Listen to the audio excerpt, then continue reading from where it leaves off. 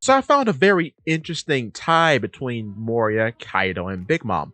All of them depended on the power of giants to boost their military power. The only one I would say who actually had a chance to become anything significant beyond themselves via getting giants was Big Mom because she was aiming for the nation of Elbaf via marrying Lola off to Loki. So presumably she would have the entirety of Elbas's forces at her disposal. And with those forces, I really do think she could have become Pirate King because her ambitions were actually of merit and of note. Others aren't that impressive because Moria put his trust in Ors.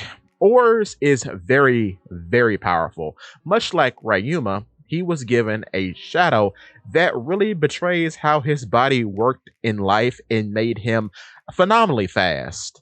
And this probably was successful because, again, much like Ryuma, he died in a place that well preserved his body, meaning he died in a cold place.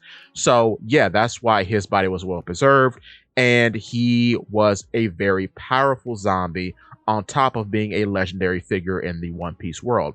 He, with Luffy's shadow, was so powerful that he could use shave, meaning he could disappear seemingly at a moment's notice and reappear several feet in the air only to pummel forces on the ground below. It was a crazy, crazy time in Thriller Bark. He could dodge cannonballs that would be like a fly to him on a dime instantly. It was very interesting. Very interesting indeed. So, with that being said, yes, I do think, especially with Moria powering him, giving him similar abilities to Luffy, he could have beaten every number in Kaido's forces.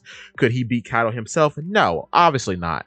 But the fact that he could do all the things he could do in Thriller Bark is very impressive. Now, Kaido's forces aren't that interesting.